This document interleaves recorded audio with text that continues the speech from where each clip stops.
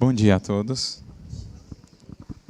Desde já gostaria de agradecer imensamente pelo convite, pelo carinho com que fui recebido, pela disposição de vocês estarem aqui conosco hoje, partilhando desses momentos de instrução, de aprendizado para todos nós. É aqui um momento de partilha, de troca de experiências, para que todos saiamos daqui mais enriquecidos, mais fortalecidos, para que sejamos no mundo aquele fermento de renovação ao qual Jesus nos conclama a ser. Nesse mundo ainda com muitas dificuldades, nesse mundo ainda com muitas lutas, que precisa, como nunca talvez, de corações dispostos a serem legítimos servidores de Jesus. E é com esse intuito que aqui nos reunimos hoje para conversar um pouquinho a respeito da importância dessa união, da importância dessa comunidade. Porque falar da casa espírita, ou falar do cristianismo nascente, do cristianismo primitivo, é, em essência, falar da importância dessa união de ideais, de pensamentos e de corações em prol de objetivos comuns, em prol de um futuro melhor, aquele que é descortinado para nós através do Evangelho de Jesus. E por isso rogamos desde já que Ele e todos os seus mensageiros, os seus emissários de amor, nos abençoe nesta manhã para que possamos colher o máximo possível dos frutos que vêm para nós da espiritualidade. Já faz algum tempo, nas viagens, conhecendo, frequentando muitas casas espíritas, que a gente vem pensando um pouco a respeito da importância da casa espírita, da importância no contexto em que ela está inserida, da sua importância para com a sociedade e também para com o indivíduo.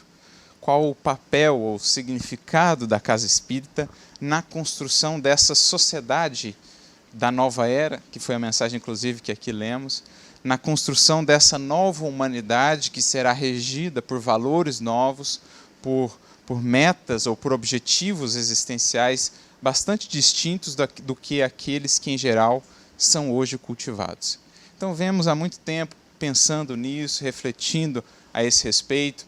Mais ultimamente, podemos ter um vislumbre maior do quão importante é esse assunto, ou essa reflexão, a partir de leituras que pudemos fazer no final do ano passado. A gente pôde completar uma série muito interessante, obtida através da psicografia do médium Divaldo Pereira Franco, uma série de Manuel Filomeno de Miranda, começando lá pelo primeiro livro, Transição Planetária, dando continuidade no segundo livro, O Amanhecer de uma Nova Era, e culminando aí num terceiro livro, Perturbações Espirituais. Sobretudo esses dois últimos, a gente pôde pôde perceber nessa leitura o quanto, de certo modo, a espiritualidade que ainda combate o progresso, que ainda combate o avanço da verdade, que ainda combate a obra do Cristo na Terra, essa obra de regeneração, o quanto ela ainda luta, ou ela ainda vê na casa espírita um elemento a ser combatido, a ser eliminado, dada a importância ou a dimensão do trabalho que é executado numa casa como essa. Então lá a gente vai ver todo esse processo de influenciação da espiritualidade que elabora contra o Cristo, como eles conseguem ou que recursos eles os têm, porque se outrora ou se antigamente, se no início do espiritismo no Brasil a percepção era mais direta ou mais ostensiva, se assim podemos dizer, e por isso precisamos de homens e mulheres realmente muito fortes para resistirem não só a perseguição ostensiva, mas também a essa espiritual.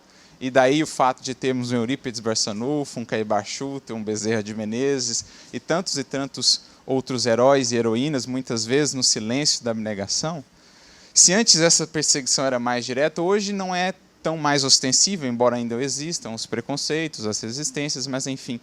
Hoje, sobretudo, essa resistência se dá no âmbito mais sutil, no âmbito da influenciação espiritual, se dá, vamos dizer, de dentro da casa para fora, muitas vezes, não tanto de fora para dentro da casa, como em outros tempos.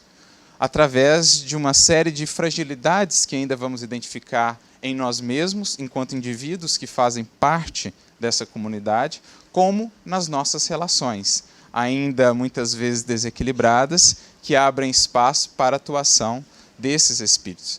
Então, uma leitura muito interessante, recomendo a todos, para que a gente esteja mais atento, mais vigilante, e que possamos repensar qual tem sido a nossa atuação, qual tem sido o nosso papel nesse contexto da casa espírita, Temos sido um elemento de fortalecimento ou temos sido aquela brecha que tem abrido espaço para a influenciação? Nos diversos campos, poder, sexualidade, prestígio, fama e tantos outros que são ainda as fragilidades humanas que vamos encontrar em todo contexto, em qualquer contexto.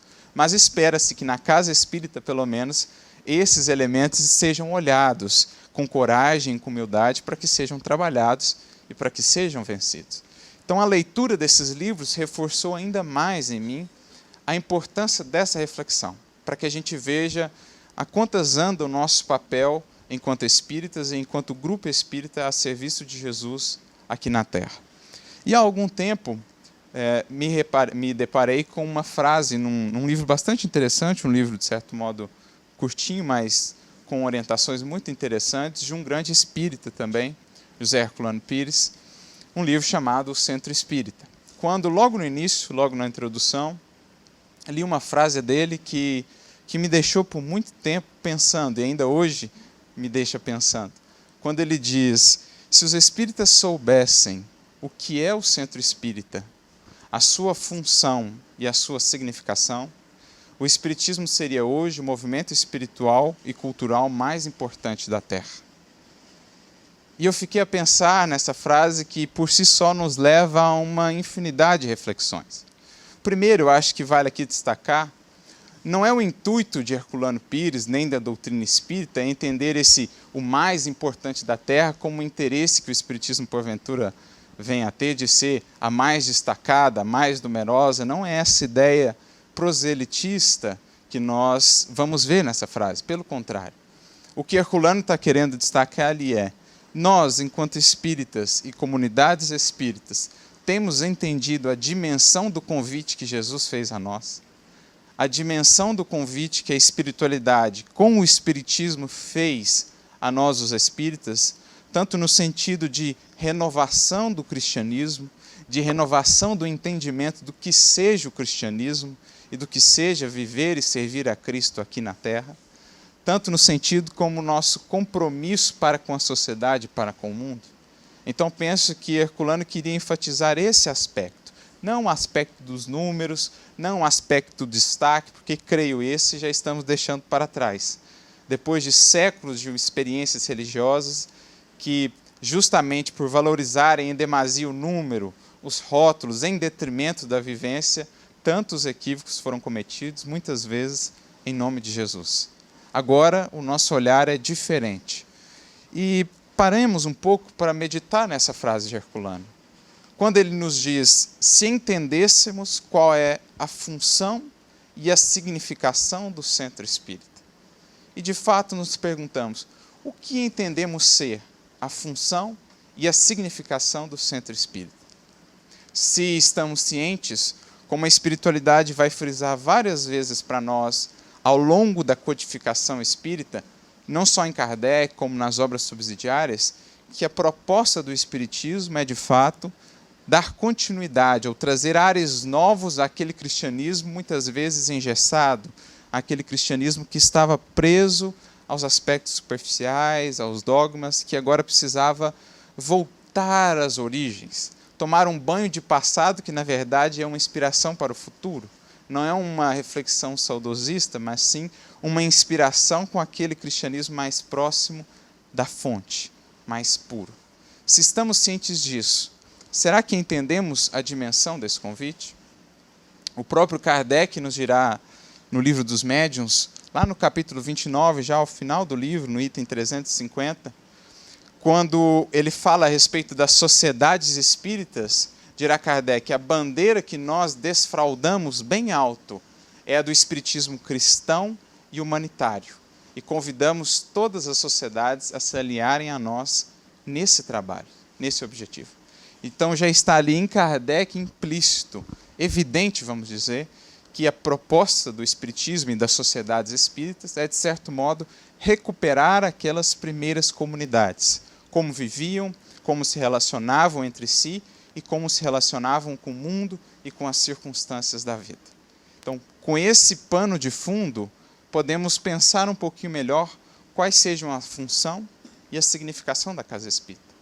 porque elas deverão retratar aquele que é o planejamento original de Jesus para a comunidade dos seus seguidores.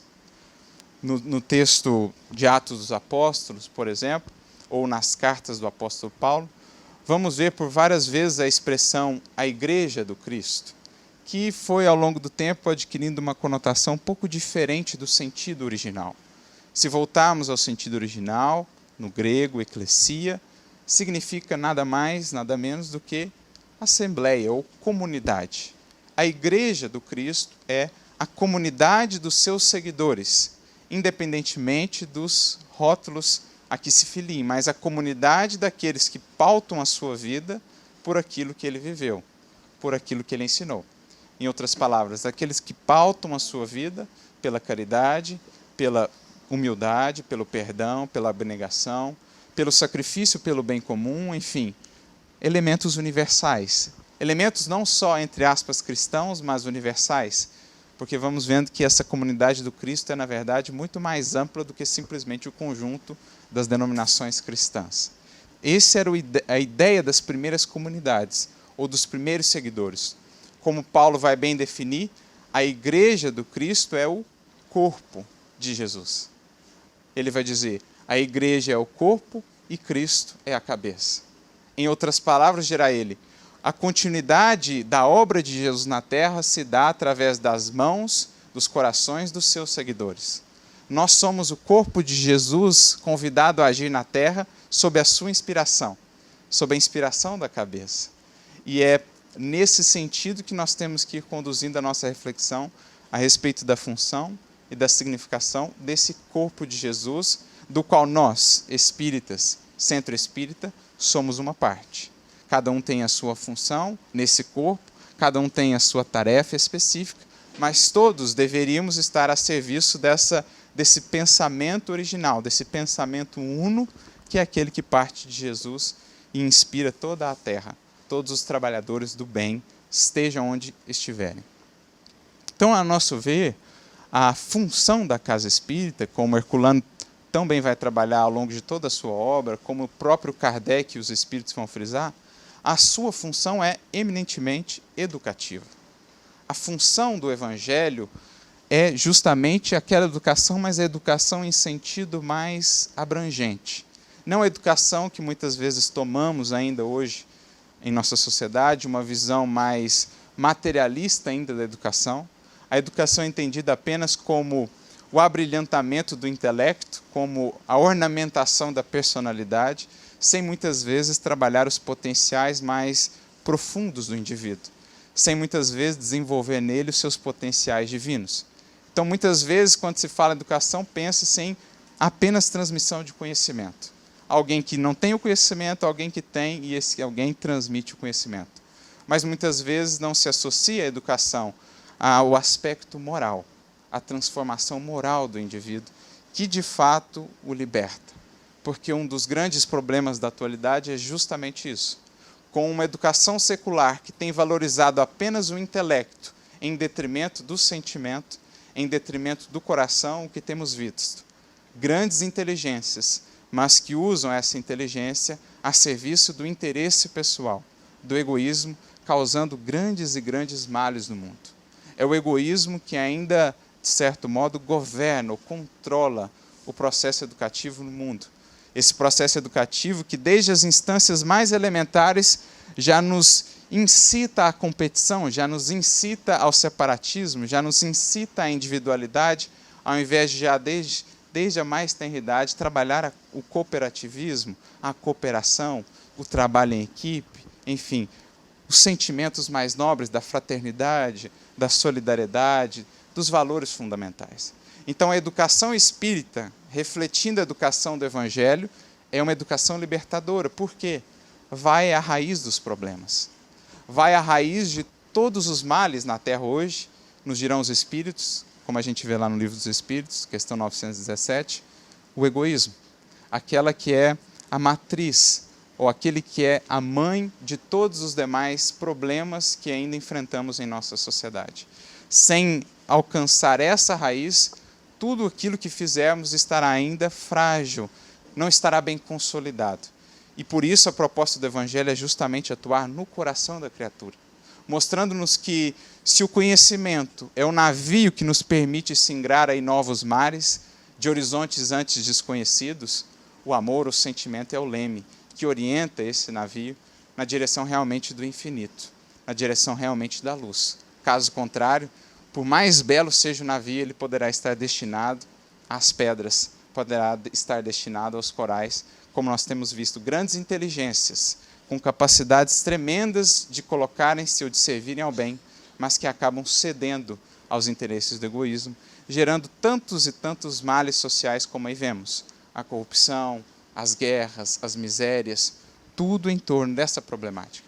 Então o Evangelho é aquela educação, a proposta da Casa Espírita é, acima de tudo, uma proposta educativa, de ir na fonte dos problemas e preparar cada um de nós, cada um dos corações que aqui se congregam, para viver nesse entendimento de eternidade, para passarem a se enxergar como espíritos que de fato somos, nascidos do Criador e destinados ao amor e à perfeita felicidade no futuro.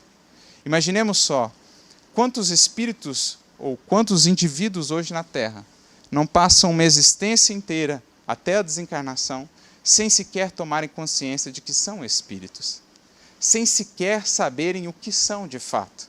Consideram-se como corpos que ali mais adiante morrerão, o que alimenta muitas vezes o materialismo, que faz com que a criatura volte todos os seus interesses para o aqui e o agora, que por sua vez tem uma relação estreita com o egoísmo, e assim todos os males. A gente percebe que há uma cadeia, como que um ciclo fechado que ainda nos escraviza ao egoísmo e ao materialismo. Como os próprios Espíritos nos dirão, falando de uma das principais tarefas do Espiritismo, as vossas próprias instituições ainda alimentam o egoísmo. As nossas instituições de educação, em muitas vezes, com louváveis exceções já, ainda alimentam o egoísmo na base. Muitas de nossas leis ainda alimentam o egoísmo, os privilégios para alguns poucos. A nossa maneira de reger a sociedade ainda alimenta. E um dos papéis do Espiritismo que passa por essa educação libertadora é renovar essas instituições, começando pela célula unitária de toda instituição, que é o indivíduo. Sem começar pela base, pela célula fundamental, jamais as instituições se renovarão. Porque seria querer construir uma casa a começar pelo telhado, sem base. Qual a possibilidade disso? O que muitas vezes temos tentado, mudar as coisas lá em cima, sem antes atentarmos para a base, que é o que dá sustentação a toda e qualquer obra. Então começamos pelo indivíduo, passamos pela família, e daí, desse núcleo, resultam todas as instituições humanas. O governo, o Estado, a educação, enfim, tudo deriva daí. E o papel da doutrina espírita está justamente aí, na preparação do indivíduo, com essa consciência mais ampla, de que ele não é um corpo, de que a vida não se resume apenas a esse momento, ou a essa breve experiência. A vida é mais do que isso, e aos poucos os nossos interesses vão sendo outros, os nossos valores vão sendo outros. Vamos, aos poucos, de fato, nos libertando das paixões que nos escravizam, e que traz ainda tanta infelicidade à humanidade. É a proposta de Jesus com "e conhecereis a verdade, e a verdade vos libertará". Essa é a educação espírita, essa é a educação proposta pelo Evangelho. Primeiro, conhecer a verdade a respeito de nós mesmos. Quem eu sou? Por que eu fiz assim? O que me inspirou, o que me motivou a agir desse jeito? Porque não adianta apenas tratar os efeitos, sem antes buscarmos as causas fundamentais.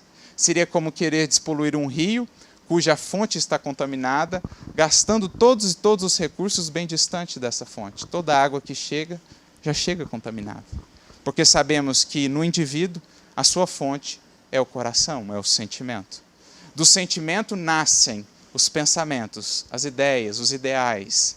E esses pensamentos se concretizam em palavras, em gestos, em atitudes, que, por sua vez, determinam o destino de cada um de nós. Sem, portanto, irmos à fonte, jamais alcançaremos perfeita purificação. Então, conhecer a verdade a respeito de nós mesmos, e isso demanda coragem, isso demanda humildade, isso demanda sustentação, e por isso estamos aqui em conjunto, para que uns nos amparemos aos outros nos momentos de dificuldade, para que uns nos sustentemos os outros quando sentimos fraqueza ou quando nos fragilizarmos, para que um dê a mão ao outro, para que mais ali adiante, aquele que outrora precisou de ajuda, seja agora aquele a ajudar. É por isso que estamos em equipe. E conhecer também a verdade universal, a verdade das leis divinas, que deve ser a bússola para o nosso caminhar, que deve ser o elemento norteador da nossa jornada, das nossas decisões, para que aos poucos possamos moldar a nossa existência, a nossa conduta, àquilo que Jesus nos trouxe com o seu Evangelho. Conhecendo essa verdade e fazendo o esforço de trazê-lo, de concretizá-lo em nossa vida, estaremos aos poucos nos libertando de fato, livres para servir cada vez mais, livres para cada vez mais atender à vontade de Deus, que é sempre a vontade mais perfeita. Então, essa é a proposta, essa é a função da Casa Espírita, eminentemente educativa, para que a gente possa entender também qual é a sua significação. O que a Casa Espírita representa? E aqui vamos recorrer um pouco a um olhar ou a um entendimento do apóstolo Paulo, quando ele falava dessas igrejas, dessa comunidade dos seguidores de Jesus. O que Paulo entendia ser essas comunidades? Em nossas palavras, Paulo dizia que essas comunidades dos seguidores do Cristo são uma imagem, ou são um vislumbre daquilo que será a sociedade do futuro. Em outras palavras, num grupo como esse, ou numa casa espírita, ali as relações, ali a interação entre os seus membros deveria ser, pelo menos em tese, deveria ser aquilo que um dia encontraremos na Terra inteira. Deveria ser aquilo que um dia será a maneira pela qual a sociedade humana se regerá, se organizará, por meio de valores fundamentais como fraternidade, solidariedade, compreensão, perdão, caridade no seu sentido mais profundo, mais amplo. Em outras palavras, a casa espírita, ou cada núcleo cristão, deveria ser um pequeno núcleo de uma sociedade nova, formada a partir do exemplo de Cristo, a partir do modelo que é Jesus. Paulo vai trabalhar um aspecto interessante nas suas cartas, quando ele vai chamar Jesus de o segundo Adão. O que ele quer dizer com isso? Isso muitas vezes parece distante de nós, mas quando nós vamos criando mais intimidade com o texto bíblico, à luz da doutrina espírita, nós vamos entendendo o quanto Paulo já enxergava mais além há 2000 anos atrás. Diria Paulo que Adão, na verdade, é um arquétipo, é um modelo do ser humano afastado ainda dos interesses divinos. É aquele ser humano que diz: conheço a lei divina, sei que Deus existe, mas não quero saber disso. Quero fazer o mundo do meu jeito, quero seguir as minhas regras, quero fazer a minha vontade, não importa a vontade do alto. Então é aquele ser humano que volta as costas ao seu Criador, à sua origem, que renega a sua essência divina para viver ao sabor dos seus caprichos, para viver ao sabor das suas paixões. Isso é o símbolo de Adão, o primeiro Adão. E isso, naturalmente, gera muita infelicidade no mundo. Por quê? É o modelo clássico do egoísmo, quando eu me coloco no centro e tudo mais tem de gravitar em torno de mim. Essa é a proposta de Adão.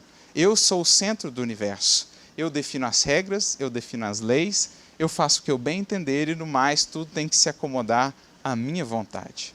Então, esse é o primeiro modelo de nós, os seres humanos, vindos da animalidade. Quando adquirimos o arbítrio, muitos de nós escolhemos esse caminho, o da rebelião contra a vontade divina.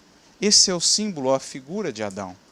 E isso, ao longo dos séculos, tem gerado aí todos os males decorrentes do egoísmo. Por quê? Ao pensar só em mim, eu me esqueço do outro. Eu me esqueço que a minha liberdade deveria estar conjugada à liberdade do outro. Eu me esqueço que para que eu seja realmente feliz, ou para que a vida em sociedade, em comunidade, seja realmente uma vida harmoniosa, eu preciso olhar para o outro. Eu preciso entender o outro, compreender o outro, trabalhar em conjunto com o outro. Qualquer vida em comunidade, inclusive no lar, não se sustenta sem essa interação. Aliás, a vida no lar, a vida na casa espírita é um primeiro exercício para que aprendamos a conviver com as diferenças exercitando a fraternidade, para que possamos um dia, enquanto humanidade inteira, viver nesse mecanismo de relações. Mas, enfim, esse é o primeiro paradigma, no qual muitos de nós ainda nos encontramos. Mas com Jesus inicia-se a construção de uma nova humanidade. Nas palavras do apóstolo Paulo em suas cartas, uma nova criação. Por isso dirá ele, quem está em Cristo, uma nova criatura é. É um segundo modelo, um segundo Adão, um segundo padrão de humanidade, agora não mais regido pelo egoísmo, agora regido pela caridade, em seu sentido mais profundo. A caridade nas relações. Então agora o indivíduo não se vê mais no centro do universo. Ele restitui esse lugar a quem de fato ele pertence, a Deus, e passa a ser um planeta, vamos assim dizer, ou melhor, passa a ser um astro orbitando aquele que é o centro de fato, Deus, servindo a sua vontade. Então, com Jesus, inicia-se a construção dessa nova sociedade, a partir de tudo aquilo que ele exemplificou no Evangelho. E a comunidade dos seus seguidores deveriam ser, já, ou viver, essa nova humanidade, a partir do exemplo de Jesus. Então, essa é a significação de uma casa espírita. Ser um polo, ou um núcleo renovador na sociedade em que está inserido. Transformando o indivíduo pela educação, transformando aquele grupamento de indivíduos, esses indivíduos serão levados ao mundo, para que onde estiverem sejam elementos de renovação, fatores de renovação. Então é como se fosse uma pequenina célula que aos poucos vai ampliando a sua influência, aos poucos vai crescendo, alcançando o lar de cada um daqueles indivíduos, alcançando o trabalho de cada um daqueles indivíduos, a cidade daqueles indivíduos, a fim de que um dia possa, enfim, se estender ou se ampliar pela humanidade como um todo. Então, essa é a função e a significação, no nosso modo de ver, da casa espírita, do centro espírita.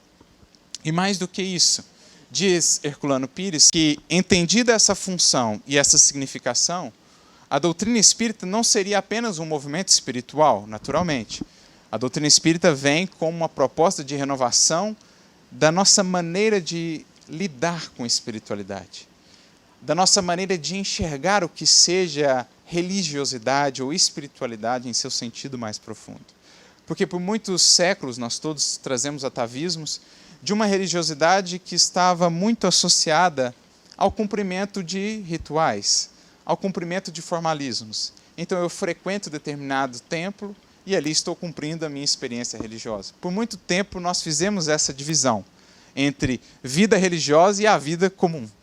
Mas nós vamos aprendendo com a doutrina espírita que, na verdade, desenvolver espiritualidade é cultivar esses valores em qualquer circunstância. É passar a concretizar no mundo essa nossa relação com Deus. Por muito tempo nós temos materializado a espiritualidade ao invés de espiritualizar a materialidade.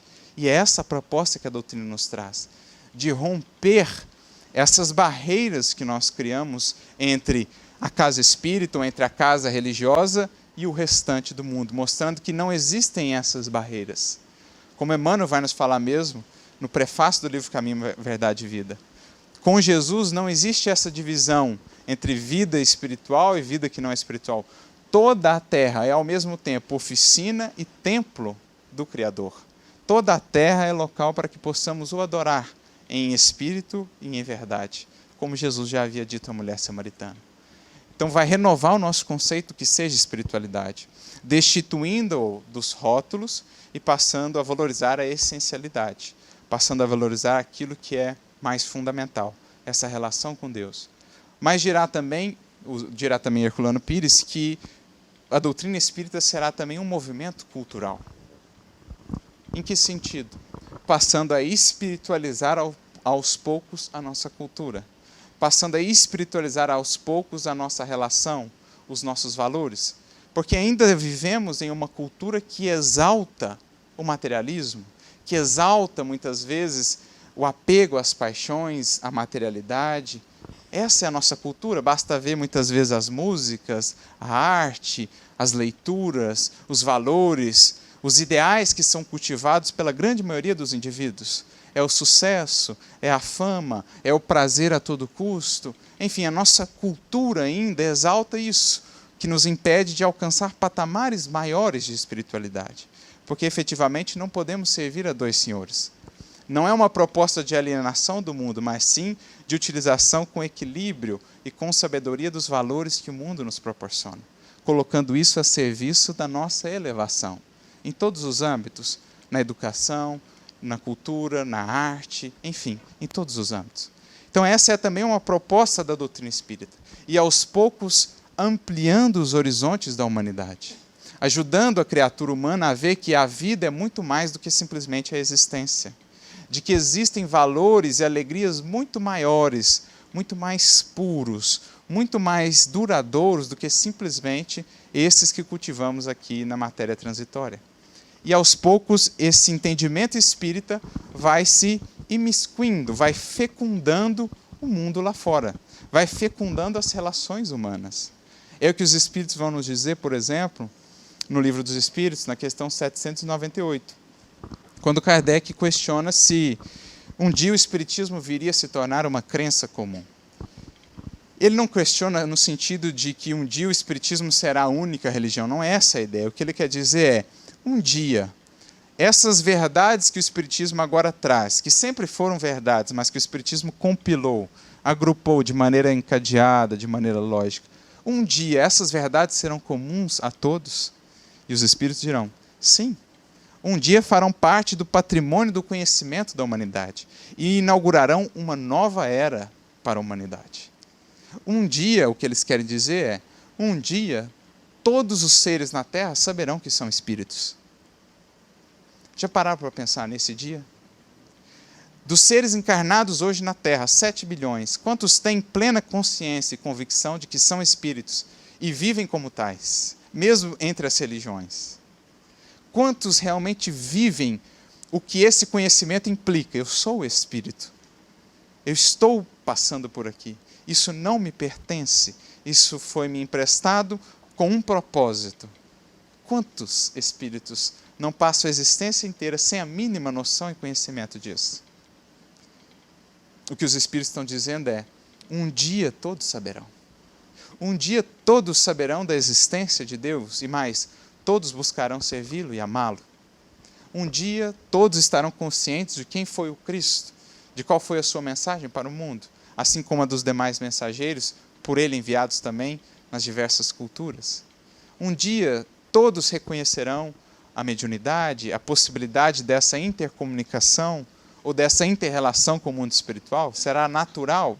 Imaginemos um dia em que possamos interagir com os familiares que já se foram de maneira muito mais harmoniosa, porque numa era em que já não mais estaremos tão escravizados ao egoísmo e à materialidade, esse processo da morte, esse processo da partida será tão mais natural e as inter-relações tão mais próximas, como já vemos em mundos superiores, como nos dizem os espíritos na Revista Espírita, por exemplo, em Júpiter, em que o processo é tão mais natural.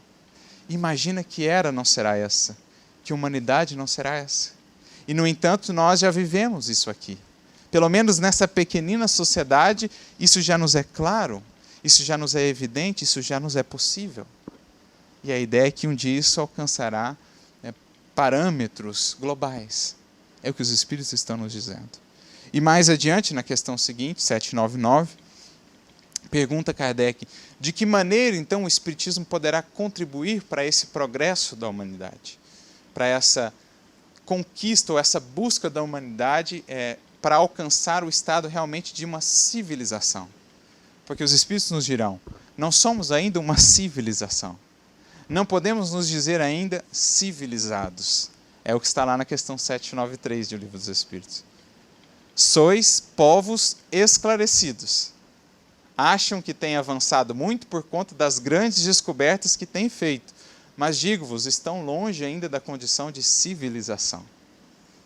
Estão apenas no primeiro passo do processo. Porque só podereis ser, ou se chamar de fato, civilizados, quando da vossa sociedade houver desbanido o egoísmo e todos os seus filhos. Então, como é que o Espiritismo contribui para isso? Como é que ele vai se tornando esse movimento cultural que vai aos poucos ajudando o homem, a criatura humana, nessa sua emancipação em busca da espiritualidade real, em busca da liberdade real? Dirão os Espíritos. Primeiro, vencendo o materialismo, que é uma das chagas da sociedade. E é essa expressão que eles usam, uma das chagas. Materialismo que está estreitamente, intimamente vinculado ao egoísmo. Um alimenta o outro num processo de retroalimentação. Então, em nos ensinando que a matéria faz parte do processo evolutivo, mas não é tudo, pelo contrário, é algo bem breve em relação à vida eterna, o Espiritismo vai aos poucos espiritualizando o nosso entendimento da vida. Não só nós, dos espíritas, mas também dos demais, aos poucos, na medida em que vai adentrando a civilização. Segundo passo, o Espiritismo vai nos dar um desenho mais claro do que é o futuro. Vai nos dizer, ou nos apresentar de maneira mais patente, a partir dos exemplos e dos relatos daqueles que já partiram, o Espiritismo vai nos mostrar que o futuro nada mais é do que a somatória de todas as decisões e atos do presente. De que o futuro, na verdade, está em nossas mãos. Não é algo incerto, pelo contrário, está em nossas mãos construí-lo, desde já, a partir da nossa ação no presente. Como diz Santo Agostinho, mais adiante, na sua conhecida questão 1019, ele vai dizer: muitos dirão, o futuro é incerto e positivo é apenas o presente, mas essa é justamente uma das ideias de que estamos incumbidos de mudar em vossas mentes. A ideia de que o futuro é incerto. Não é incerto. O futuro é certo para aquele que semeia no bem, para aquele que está consciente de si. Ele sabe que pelo presente se constrói o futuro. Então, esclarecendo para a humanidade como é esse futuro que aguarda, ele vai fazer com que aos poucos os homens, as criaturas, percebam que onde estão os seus valores, os seus verdadeiros interesses, os seus verdadeiros valores. No aqui e o agora, muitas vezes passando por cima de valores, passando por cima de outros corações para conquistar isso, ou na eternidade, utilizando tudo que aqui recebemos para construir. Esse é o segundo ponto de influência do Espiritismo. E, por fim, o terceiro, o Espiritismo vai demolir ou vai abrandar, vai remover esses preconceitos de seitas, de castas e de cores, mostrando-nos em todos, filhos de Deus, irmãos em humanidade, todos destinados ao mesmo fim. Todos com origem semelhante, todos com a mesma origem, todos destinados à mesma finalidade. Então, o Espiritismo vai contribuir para que, aos poucos, possamos vencer as barreiras que ainda nos separam em termos de humanidade. As barreiras, muitas vezes, das etnias, as barreiras das religiões, as barreiras dos preconceitos, mostrando-nos que fazemos parte de uma só família. E mais do que isso, mostrando-nos que, na verdade, fazemos parte de uma família ainda maior, que se estende para além da terra. O Espiritismo vai nos dizer: somos todos irmãos. Independentemente do que quer que seja, somos todos irmãos. Então a gente logo percebe como é grande esse poder de influência da doutrina espírita, e é isso que o Herculano quer aqui trazer para nós, para a gente redimensionar o tamanho desse convite, dessa proposta que a gente assumiu quando nos tornamos espíritas. Mais do que isso, quando nos tornamos cristãos. O quanto compete a cada um de nós em termos de realização, e o quanto compete a cada um de nós, quando unidos nessa comunidade que é o Centro Espírita, o quanto compete a cada um de nós em termos de ação. Assim a gente vai realmente estar cumprindo a função e a significação da Casa Espírita, que já tem sido grande de fato, já tem feito muito pela sociedade, mas temos muito ainda a fazer, a começar por nós. Há algum tempo eu vi um artigo do Departamento de Psiquiatria da Faculdade de Medicina da USP de São Paulo, capital, e eles fizeram um estudo com 55 casas espíritas na capital, um levantamento do atendimento, né, das casas espíritas como recurso de apoio a outros tratamentos, a tratamentos médicos, por exemplo, contra a depressão e outros. E eles ficaram simplesmente impressionados com a dimensão desse trabalho. Eles chegaram à conclusão que, dessas 55 casas espíritas pesquisadas, imaginemos, São Paulo capital, quantas casas espíritas deverá ter lá? 55 é uma pequeníssima parcela. Mas essas 55 atendiam por semana em conjunto 15 mil pessoas, o que dava em mês 60 mil pessoas. E eles ficaram impressionados, porque o Hospital das Clínicas atende 20 mil pessoas por mês, e a Santa Casa de São Paulo, 30 mil. Então, somados os dois, os centros espíritas em 55 casas atendiam um número de pessoas maior do que os dois hospitais juntos. Então, para ver um pouquinho da dimensão desse trabalho de apoio espiritual, de equilíbrio espiritual, de saúde mental, de saúde psíquica, que as casas espíritas já vêm desenvolvendo. Mas, por outro lado, temos sempre de ter esse olhar de aperfeiçoamento. Podemos e devemos melhorar a cada vez mais, porque também identificamos muitos problemas em nós e em nossos grupamentos. Quantas e quantas casas espíritas onde ainda não existem os problemas, as velhas disputas pelo poder, as intrigas, a maledicência, a divisão, o quanto isso ainda não permeia os nossos ambientes e o quanto a gente precisa olhar para isso. E claro, o quanto nós ainda não trazemos de experiências do passado, de atavismos religiosos para as nossas casas espíritas. Naquele conceito ainda de religiosidade meramente formal, então eu vou lá, frequento e está feita a minha parte, eu vou lá, tomo passe e está feita o meu compromisso religioso na semana. Aquela ideia ainda de uma proteção sobrenatural de Deus, como se Deus fosse fazer tudo e a gente tivesse apenas que pedir. Então a gente vai percebendo alguns chamamentos da espiritualidade para que a gente não deixe acontecer ao que aconteceu, não deixe acontecer ao espiritismo o que aconteceu ao cristianismo em sua origem. Por 300, 400 anos, o cristianismo foi uma instituição viva, realmente fecundadora, que transformou o contexto onde estava inserido. Aqueles homens e aquelas mulheres simples, realmente, com poucos recursos, fizeram algo que ficou marcado na história. É realmente fantástico olhar os exemplos de transformação que eles se propuseram a fazer e que conseguiram, lutando aí contra um dos mais poderosos impérios que já existiu, contando com essa resistência, foram, sem dúvida, um elemento muito transformador para a humanidade. Mas a partir do momento em que nós começamos a misturar a mensagem de Jesus aos interesses materiais, aos interesses terrenos apenas, ele foi perdendo seu foco, foi se desviando, e todos nós conhecemos a história nos tristes episódios que nós fizemos em nome de Jesus. Mas é hoje importante, sendo o Espiritismo essa renovação, que nós olhemos para esse passado não no sentido de um saudosismo, mas no sentido de nos inspirarmos no exemplo deles, para que a nossa ação hoje possa refletir aquilo que é o projeto de Jesus, aquilo que é a vontade do Mestre para cada um de nós. E a gente vai ver que a espiritualidade, de certo modo, se preocupou com isso. Se preocupou em nos munir de informações a respeito daqueles tempos, para que pudéssemos enxergar o que é realmente ser cristão, o que é realmente viver a mensagem de Jesus. E é por isso que vamos ver livros como Paulo Estevão, Ave Cristo, Boa Nova, Amélia Rodrigues e tantos outros, vindo a lume, falando daquele cristianismo e daqueles cristãos, como a nos convidar, ou como a nos apresentar o que seja um modelo, um ideal a ser alcançado, tanto em termos individuais, como em termos coletivos, para que a nossa ação no mundo realmente reflita o projeto de Jesus para a sua mensagem. O projeto inaugurado com o Mestre lá com aqueles 12 discípulos, que vem dando continuidade no decurso dos séculos. Jesus lançou uma semente, como ele diz, o reino de Deus é como uma semente. O Cristo foi a semente, o reino está crescendo, se desenvolvendo, e cada um de nós é uma parte importante nessa construção. E é por isso que, na segunda parte, nós vamos falar um pouquinho mais a respeito desse olhar, ou dessa reflexão que a espiritualidade nos convida a fazer a respeito desse cristianismo nascente, dessas primeiras comunidades cristãs, inspirando a nossa ação hoje no Centro Espírita, na Casa Espírita, e a nossa ação como cristãos. Vamos falar um pouquinho do Paulo Estevão, do Ave Cristo, para a gente ter algum desenho daquilo em que a gente pode melhorar e deve investir enquanto discípulos do Mestre.